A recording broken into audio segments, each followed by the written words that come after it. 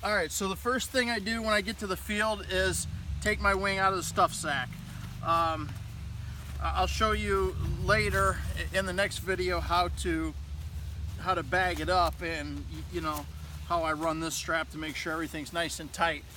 But to take the wing out of the bag, I grab my two loops like this, and just kind of the reverse of putting it away, I grab them with this one hand, and then like I'm rolling up an extension cord until I get to the very end and pull the glider out.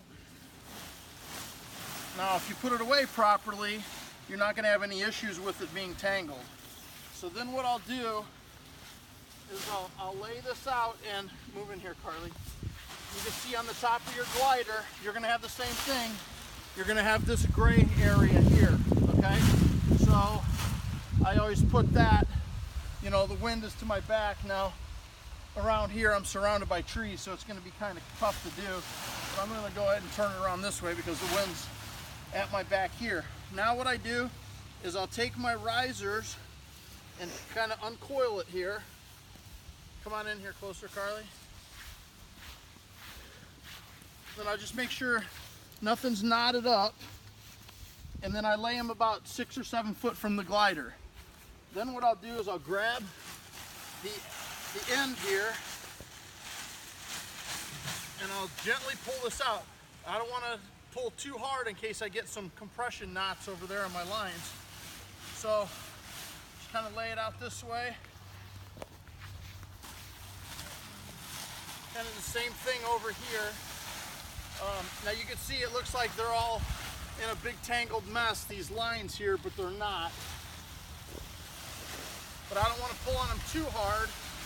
I want to get my glider laid out, and then I'm going to grab my risers here and figure out which is left, which is right. See, just shake them a little bit, and they were crossed. And then as far as clearing my lines, so what I want to do, and a lot of people do it opposite of the way I do it, I found this works best for me. So I take my A riser and I hold it up here, and you can see how the B's and the C's, yep, are laying over there. Now back up, Carly, leave that where it's at. So then what I do, look over here. So I'm holding this up, I can see all my A risers are going straight, and then what I do is I grab the B's and I just pull them like this, shake them a little bit. Now you could see the A's are separate from the B's, and then I hold them up here. Now I've got my A's and B's up here. Same thing with my C's. Just give them a little shake. Okay, those are clear. And then you can see my brake line over here, Carly. My brake line and my D's, nope, down there. Come over here, hon. Look down those lines. Look down this line. So there's my brake line, and my D's are clear. So then, look, Carly. So then what I'll do is I'll take this and I'll come back here about the center of the glider and I'll lay it with my A's up. Now I know that one's clear. Then I come here and I do the same thing. Carly, come here. Stand like behind me, looking down the risers.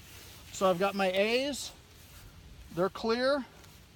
My B's are clear. My C's are clear.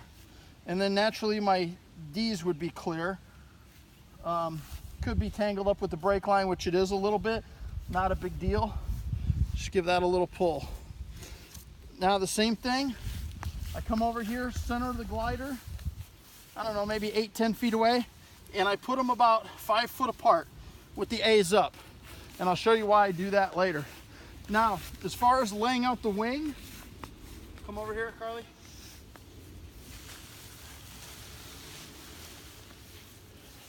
Now you can see I have plenty of slack. Go ahead and hold it. I have plenty of slack right here. Now I can move my wing around freely. Put it wherever I want.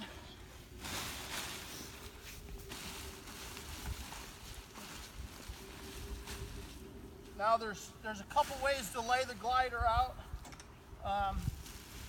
Come over here, Carly. Just look down the glider, like here. Carly, no, go back there.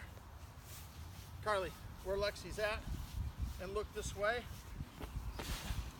Some people lay their glider out so it's in an arc, and then some people do a V shape like this. I prefer the arc myself. It's just what has worked for me.